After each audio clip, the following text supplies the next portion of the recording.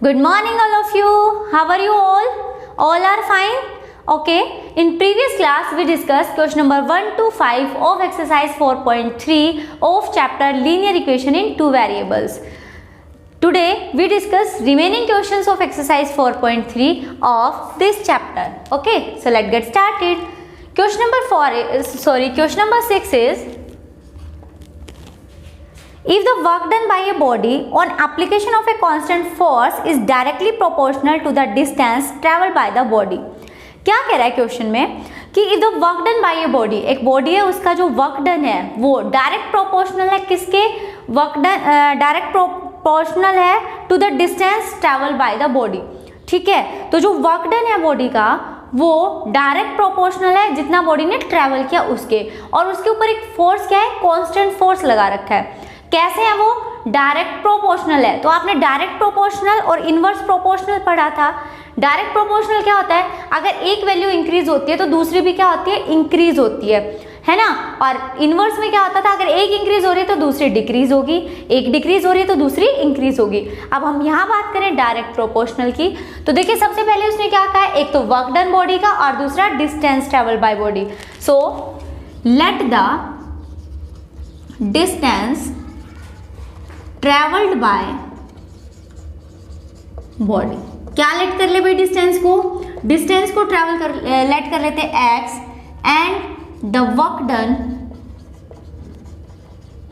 By body, और जो body ने जो वर्क डन किया उसको लेट कर लेते हैं y. ठीक है, यहां तक समझ में आया. यहां तक तो कुछ समझने का था नहीं, यहां पे सिर्फ लेट करना है कि जो डिस्टेंस है बॉडी का वो x है, जो वर्क डन है उसका क्या हो, वो y है. अब देखो क्वेश्चन में क्या बोला, उसने कहा जो बॉडी का वर्क डन है वो डायरेक्टली वर्क डन है और उसके ऊपर एक क्या लगा हुआ है, कांस्टेंट फोर्स, और क्या कह रहा है वो प्रोपोर्शनल है किसके, डिस्टेंस के. जो y है, जो वर्क डन है वो डायरेक्ट प्रोपोर्शनल है किसके, बॉडी की जो डिस्टेंस उसने ट्रेवल किया उसके. तो मैंने लिख दिया y इक्वल्स टू के एक्स, क्योंकि जब डायरेक्ट प्रोपोर्शनल होता है तो यहाँ पे कांस्टेंट होता है ना एक, तो वो क्या होता है y इक्वल्स टू के एक्स. मतलब अगर हम इसको इंक्रीज करेंगे तो ये भी इंक्रीज होगा, तो यहाँ पे जो कांस्टेंट आएगा वो क्या आता है k. अगर इनवर्स की बात करते तो ये k अपॉन x आ जाता, यही होता है. ठीक है, तो चलिए भाई ये हमारी आ गई इक्वेशन. अब उसने आगे क्या बोला है, वो कह रहा है express this in the form of in equation in two variables. वो हमने एक्सप्रेस कर दी. एंड नेक्स्ट कह रहा है draw the graph of the same. आपको इसका ग्राफ ड्रॉ करना है by taking the constant force as 5 unit. आपको कांस्टेंट फोर्स क्या लेना है, कांस्टेंट फोर्स लेना है 5 यूनिट. तो मैंने यहाँ पे कांस्टेंट फोर्स ले लिया 5 यूनिट, तो मेरे पास क्या हो जाएगा, k की जगह 5x. तो ये आ गई मेरे पास इक्वेशन क्या आ गई मेरे पास, y इक्वल्स टू 5x, या आप इसको यहाँ पे बोल सकते हो रिक्वायर्ड इक्वेशन. सो ये आ गई मेरे पास इक्वेशन. अब मुझे क्या करना है, इसका ग्राफ प्लॉट करना है. ठीक है, और बाद में उसने पूछा है also read from the graph the work done when the distance traveled by the body is 2 unit और 0 unit. तो कह रहा है कि आपको ग्राफ से रीड करके बताना है कि वर्क डन कितना होगा अगर बॉडी ने डिस्टेंस ट्रेवल किया 2 यूनिट और 0 यूनिट. तो चलिए वो बाद का काम है, पहले क्या करते हैं, हम यहाँ इसका ग्राफ बनाते हैं. और ग्राफ बनाने के लिए आप सबको पता है हमें क्या चाहिए, प्लॉटिंग पॉइंट्स चाहिए. कितने, मैक्सिमम 3. तो मैंने आपको पहले भी बताया था कि अगर आप 2 पॉइंट्स निकाल लेंगे इसके प्लॉटिंग पॉइंट्स तो भी उसका ग्राफ ड्रॉ हो जाएगा, बट अगर 3 करते हो तो ग्राफ सुंदर भी बनेगा और एक्यूरेट भी बनेगा. ठीक है, मैक्सिमम 3 लेते हैं तो ग्राफ ज़्यादा अच्छा बनता है, एक्यूरेट वैल्यूज देता है. सो y इक्वल्स टू क्या है मेरे पास, 5x. तो क्या करूंगी, अगर मैं x की वैल्यूज पुट करूंगी तो y की वैल्यू मिल जाएगी. सो फर्स्ट अगर मैं x की वैल्यू 0 पुट करती हूँ, देखो when x इक्वल्स टू 0, जब x की वैल्यू 0 है तो y की कितनी होगी भाई, 5 इंटू एक्स की वैल्यू 0 है, तो 5 इंटू 0 कितना आ गया, 0. तो y की वैल्यू भी कितनी आ जाएगी मेरे पास, 0 आ जाएगी. नेक्स्ट लेते हैं when x इक्वल्स टू 1, कोई भी वैल्यूज ले सकते हो आप, कोई भी 3 वैल्यूज फाइंड कर सकते हो, क्योंकि लीनियर इक्वेशन इन 2 वेरिएबल्स कैसा सॉल्यूशन देती है, infinitely many solutions. So x equals to 1 रखेंगे तो 5 इंटू एक्स की जगह 1 रख रहे हैं हम, तो ये आ जाएगा 5 इंटू 1 5. तो जब x की वैल्यू 1 थी, y की वैल्यू कितनी आई, 5. नेक्स्ट देखिए when x इक्वल्स टू क्या ले ले भाई, नेगेटिव पॉजिटिव कोई भी वैल्यूज ले सकते हो, तो मैंने -1 ले लिया. जब -1 लोगे तो क्या आ जाएगा, 5 इंटू एक्स की जगह -1 रखना, माइनस के 5। तो जब x की वैल्यू -1 ली तो y की वैल्यू क्या आई, माइनस के 5 आई। ठीक है, कोई भी कंफ्यूजन हो बता देना। अब ग्राफ ड्रॉ करेंगे क्योंकि प्लॉटिंग पॉइंट्स हम फाइंड कर चुके हैं, तो अब बारी आती है हमारे पास किसकी, ग्राफ की बारी आती है। ठीक है, देखो y की वैल्यूज बड़ी हैं तो थोड़ा y को बढ़ा ले लेते हैं।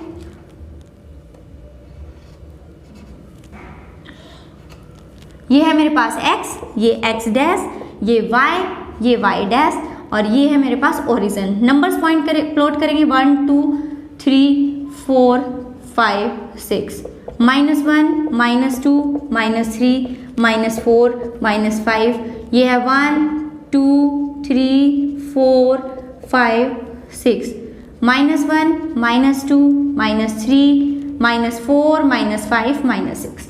आप देखिए, मैंने जब आपको प्रीवियस क्लास में ये बताया था कि आपको जो ग्राफ है वो आपको प्लॉट करने हैं, किसमें, ग्राफ, जो ग्राफ आते हैं हमारे पास उसके अंदर आपको ग्राफ बनाने हैं और फिर उसको नोटबुक में पेस्ट करना है। बट देखिए इधर काफ़ी सारे बच्चे पूछ रहे हैं ये चीज़, तो देखो इस टाइम पे सिचुएशन फेवरेबल नहीं है हमारे कि हम जाके मार्केट से परचेज कर पाएँ। तो अभी के लिए आप क्या करोगे, अपनी नोटबुक में ही इसको ड्रॉ कर दोगे।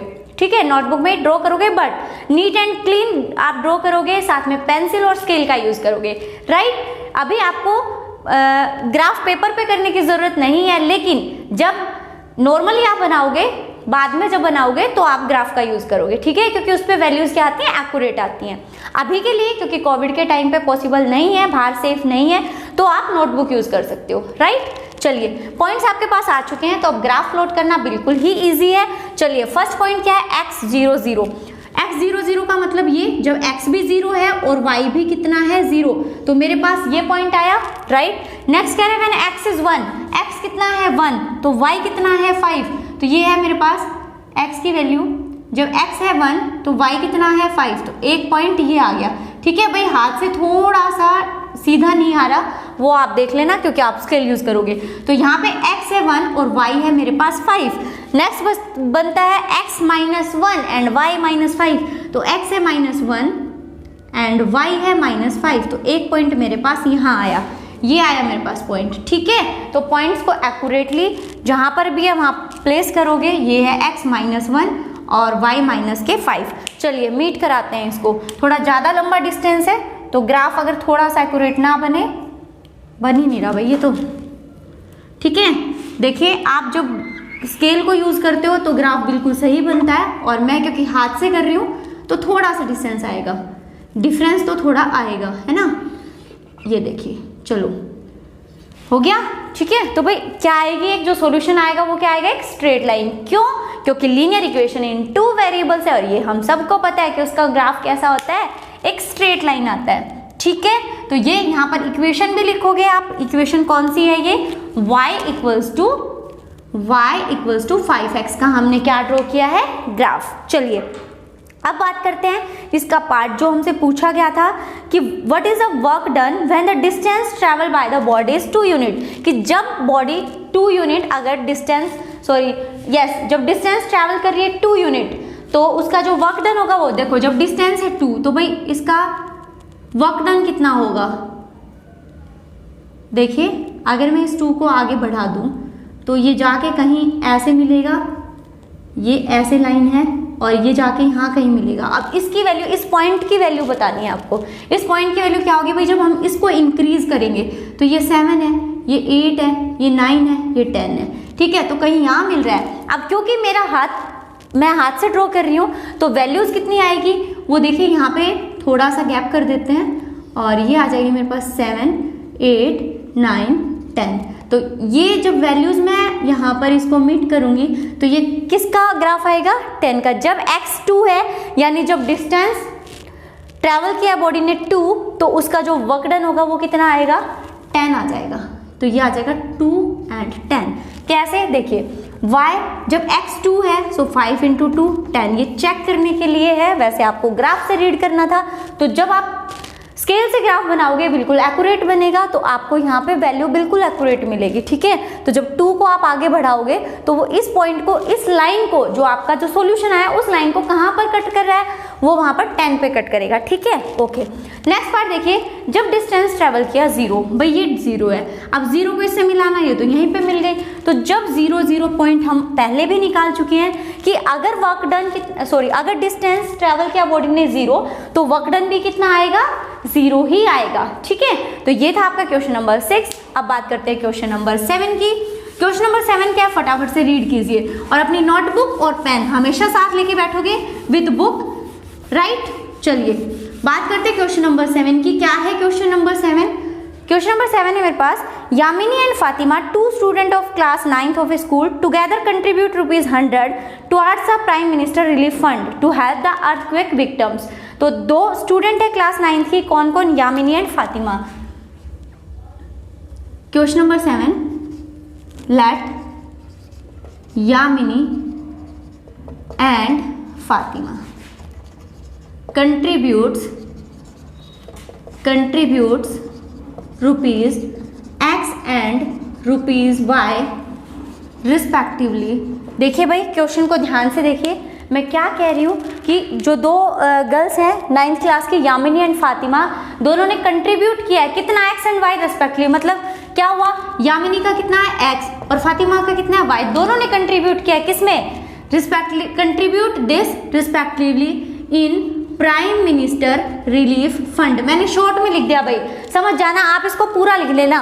प्राइम मिनिस्टर रिलीफ फंड में कंट्रीब्यूट किया दोनों ने, ठीक है। तो एक्स और वाई मैंने लेट कर लिया। अब क्वेश्चन के अकॉर्डिंग क्या कह रहा है, वो कितना कंट्रीब्यूट किया है, उन्होंने 100 रुपीज कंट्रीब्यूट किया है। और आपको क्या लिखनी है, right A linear equation which satisfy this data. आपको एक लीनियर इक्वेशन लिखनी है जो डाटा को सेटिस्फाई करे। तो डाटा क्या कह रहा है कि दोनों ने मिलके कितना कंट्रीब्यूट किया, 100 रुपीज। तो एक ने एक्स कंट्रीब्यूट किया, एक ने वाई, तो दोनों ने मिलके कितना कंट्रीब्यूट किया, 100 रुपीज कंट्रीब्यूट कर दिया। तो ये आपके पास क्या आ गई, आपके पास इक्वेशन आ गई जो आपको चाहिए थी। तो ये क्या कह रहा है, you may take their contribution as rupees X and Y, draw the graph of the same. X and Y हम ले चुके हैं, इक्वेशन मैंने बना दी है। अब आपको क्या करना है, इसका ग्राफ ड्रॉ करना है। और ग्राफ आप लोग खुद से ड्रॉ करोगे क्योंकि आपने पहले बहुत सारी प्रैक्टिस कर ली है, राइट। चलिए बात करते हैं नेक्स्ट क्वेश्चन की, क्वेश्चन नंबर 8। क्वेश्चन नंबर 8 क्या कह रहा है, देखिए क्वेश्चन नंबर 8 में कह रहा है, in countries like USA and Canada temperature is measured in Fahrenheit and whereas in country like India it is measured in Celsius. भाई कनाडा और USA में टेम्परेचर को कैसे मेजर करते हैं, फॉरनाइट में, और इंडिया में सेल्सियस में। Here is a linear equation for convert Fahrenheit to Celsius. तो कह रहा है यहाँ पर एक इक्वेशन दे रखी है जो फॉरनाइट से सेल्सियस में कन्वर्ट करती है टेम्परेचर को, वो ये इक्वेशन है 9/5 × C + 32। जो बच्चे साइंस के स्टूडेंट है, सारे ही साइंस के स्टूडेंट है क्योंकि 9th क्लास में तो कंपल्सरी है साइंस, तो उन सबको पता है ये इक्वेशन, उन सबने पढ़ रखी है कि जब फॉरनाइट से सेल्सियस में टेम्परेचर को कन्वर्ट करते हैं तो ये इक्वेशन आती है, ठीक है। कह रहा है ये इक्वेशन आपको ऑलरेडी दे रखी है, आपको क्या करना है, इसका ग्राफ ड्रॉ करना है और आपको draw the graph of the linear equation above using Celsius for x axis and Fahrenheit for y axis। अब क्या कह रहा है, सेल्सियस को क्या लेट कर लो x और फॉरनाइट को क्या लेट कर लो y। वो सिर्फ समझाने के लिए बोल रहा है कि भाई ऐसे कर लेना, सेल्सियस को x एक्सिस पे लेना है और फॉरनाइट को y एक्सिस पे लेना है। तो सिंपल सी बात, आप ये सोच के देख लो कि ये आपके पास x है और ये आपके पास क्या है, y।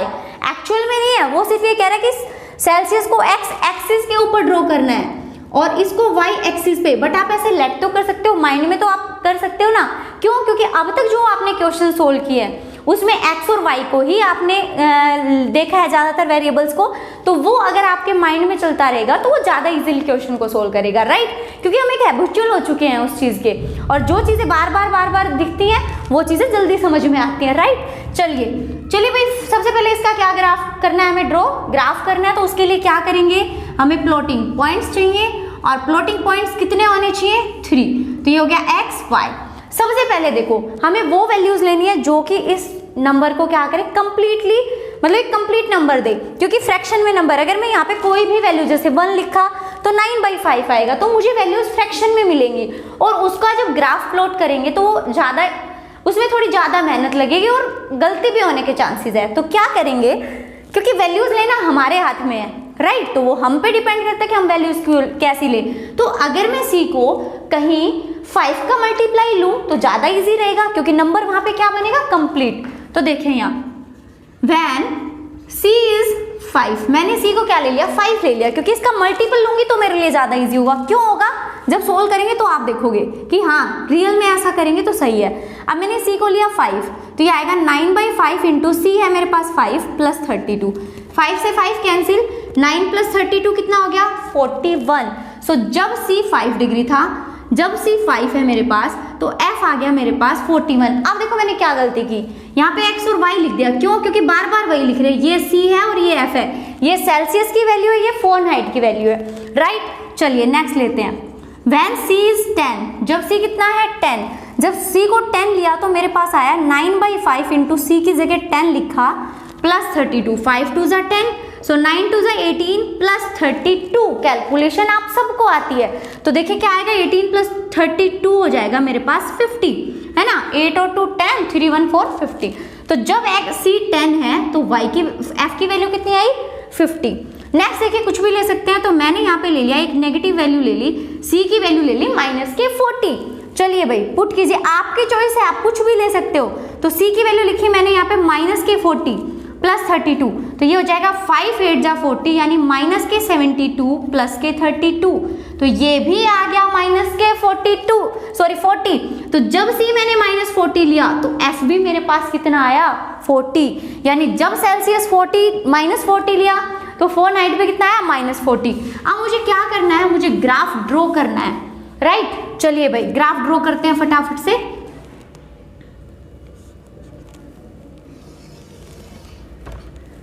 तो ये आएगा मेरे पास 0 x dash y and y dash, ठीक है, यहाँ तक कोई कंफ्यूजन।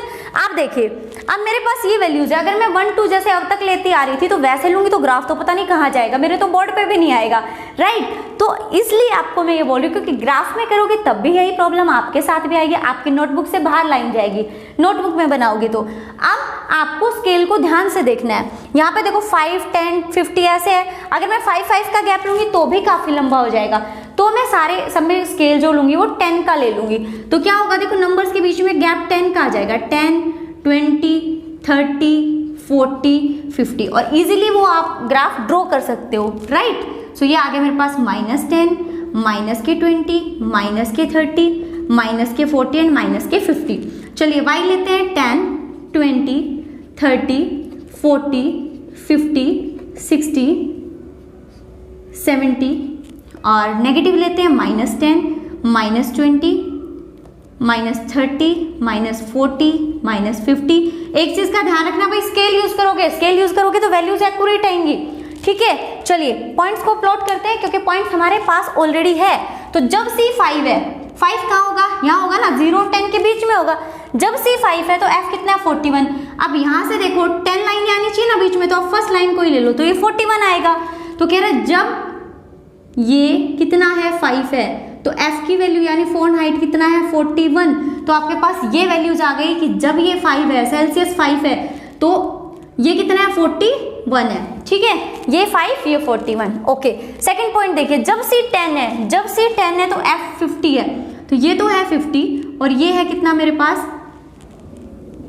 10, तो एक पॉइंट ये आ गया मेरे पास, क्या है इसमें, सेल्सियस 10 है और फ़ारेनहाइट कितना है, 50। थर्ड पॉइंट देखो, जब c कितना है, -40, जब c -40 है तो फ़ारेनहाइट भी कितना है, -40, तो ये पॉइंट आया मेरे पास यहाँ, ये आ गया पॉइंट, क्या है, -40 -40, ठीक है, ये समझ आया। चलिए भाई बिल्कुल समझ आ गया, पॉइंट्स को मिला देते हैं, डिस्टेंस कुछ ज़्यादा ही दूर है। चलिए वेरी गुड, एक बार में लाइन बिल्कुल स्ट्रेट आई और वो भी हाथ से, बहुत अच्छा लग रहा है मुझे तो। चलिए किस चीज़ की इक्वेशन थी, उस इक्वेशन को राइट करेंगे, क्योंकि हर बार मैंने आपको ये बोला कि जो भी इक्वेशन आप लिख रहे हो उसको यहाँ पर राइट कर दोगे जिसका भी सॉल्यूशन आपने निकाला है, और सॉल्यूशन हमेशा क्या आएगा, एक स्ट्रेट लाइन आएगा। तो ये एक स्ट्रेट लाइन है, बिल्कुल है। चलिए तो ये था क्वेश्चन आपका। आप देखो क्वेश्चन फर्स्ट 8 का फर्स्ट पार्ट हमने कंप्लीट कर लिया। अब सेकंड पार्ट में क्या कह रहा है, if the temperature is 30 degree Celsius then what is the temperature in Fahrenheit. आप देखो इधर, उसने ऐसा नहीं कहा कि आप ग्राफ पे ही बताओगे, बताओ ग्राफ पे भी सकते हो कि जब 30 है कि सेल्सियस 30 बताया ना, तो फोन हाइट में कितना होगा, तो आप क्या करोगे, इस वैल्यू इसको आगे बढ़ाओगे, बढ़ा दिया तो ये जाके कहीं यहाँ कहीं मिलेगी, तो यहाँ पर तो 80 और ये तो 80 से भी ऊपर जा रही है, तो ये आ जाएगा मेरे पास 80 और ये हो गया 90, तो ये वैल्यू यहाँ है, तो ये कुछ यहाँ आएगी, बट एक्यूरेट जब आप ग्राफ में बना रहे हो तो एक्यूरेट आएगी आपके पास, तो ये आएगी समथिंग 86 के अराउंड, क्योंकि यहाँ से सोल्व करके देखो, अगर आपको वहाँ डाउट है ना, पहले आप अपने स्केल से निकालोगे वहाँ, लेकिन यहाँ पर आप चेक जरूर कर लेना, क्योंकि पॉइंट वहाँ पर गड़बड़ आ सकता है थोड़ा बहुत, क्योंकि आप अगर थोड़ी बहुत टेढ़ी मेढ़ी लाइन करोगे तो वहाँ पे पक्का डिफरेंस मिलेगा।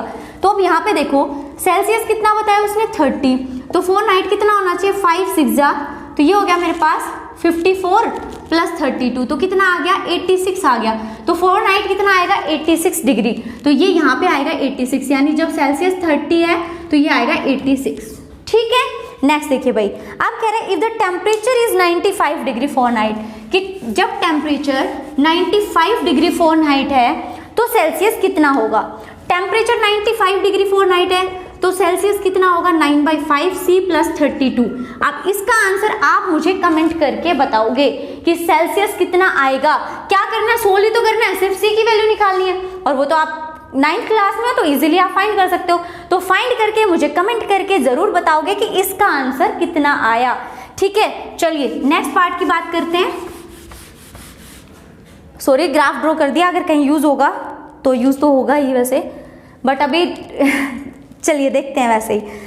नेक्स्ट पार्ट में कह रहा है ये इफ द टेम्परेचर, ये करवा चुकी हूँ मैं, if the temperature is 0 degree Celsius then what is the temperature in Fahrenheit. देखिए भाई ग्राफ तो मेरा जा चुका है, बट थोड़ा सा बचा है, उसको ही देख लेते हैं। यहाँ 0 0 था, तो कह रहा है जब टेम्परेचर 0 था 0 डिग्री सेल्सियस तो फॉरेनहाइट में क्या था। तो देखो यहाँ पर एक पॉइंट है ये कि जब टेम्परेचर है 0 डिग्री सेल्सियस, तो यहाँ देखो यहाँ से ये था मेरे पास 30। अब देखो जब टेम्परेचर है 0 डिग्री सेल्सियस, तो यहाँ पुट करके देखोगे, जब टेम्परेचर है 9/5 इंटू 0 डिग्री सेल्सियस, तो 0 पुट करोगे प्लस 32, तो ये तो 0 मल्टीप्लाई समथिंग 0 और ये है 32, तो फॉरेनहाइट की वैल्यू कितनी आ जाएगी 32। तो जब सेल्सियस है 0 डिग्री तो फॉरेनहाइट कितना होगा 32 डिग्री। नेक्स्ट में कह रहा है what is the temperature if the temperature is 0 degree Fahrenheit what is the temperature in Celsius. जब टेम्परेचर कितना है 0 डिग्री फॉरेनहाइट है तो सेल्सियस में कितना होगा। चलो भाई फाइंड करो, F की जगह 0 रखते हैं, 9/5 इंटू C + 32। ठीक है, इसको सोल्व करना है। देखो सेम यही चीज है, यहाँ 95 है यहाँ 0 है, तो मैं आपको ये सोल्व करके दिखा रही हूँ, आप मुझे ये सोल्व करके दिखाओगे। ये इधर आ जाएगा माइनस के 32, 9/5C। अब ये क्योंकि एक्स्ट्रा है तो ये यहाँ मल्टीप्लाई, इधर आके क्या हो जाएगा डिवाइड, और डिवाइड होगा तो क्या होगा टर्म रेसिप्रोकल हो जाती हैं, इक्वल्स टू C। तो ये आ जाएगा 5 2 = 10, 5 3 = 15 और 160, 160/9 इक्वल्स टू C। सोल्व करेंगे ये आएगा माइनस 9 7 जा, सॉरी 9 1 जा, कितना बचा 7। ठीक है, और ये आ जाएगा 9 8 जा, नहीं 9 7 जा 63, फिर से 7 बचेगा, फिर 7 7, लेकिन बार बार 7 आ रहा है, यानी क्या कर सकते हैं हम, 5 से बड़ी डिजिट है तो इसको -17.8 डिग्री सेल्सियस लिख सकते हैं ना। तो ये आ गया हमारा आंसर। जब कितना है F कितना है 0, फॉरेनहाइट है 0। नेक्स्ट देखिए क्या कह रहा है, if there is a temperature which is numerically the same in both Fahrenheit and Celsius, is there a temperature. Yes there is a temperature. और जब मैंने आपको यहाँ से, मैं उस चीज को रब कर चुकी हूँ, लेकिन मैंने पहले आपको यहाँ पे एक पॉइंट भी निकाला था हमने, क्या था वो, -40 डिग्री एंड -40 डिग्री। ठीक है, वीडियो को थोड़ा सा पीछे करके देख सकते हो, उसमें मैंने आपको बताया था कि जब सेल्सियस -40 डिग्री है, हमने पॉइंट प्लॉटिंग पॉइंट में ये निकाला था, जब सेल्सियस -40 डिग्री है तो फॉरेनहाइट भी क्या आएगा -40। तो यस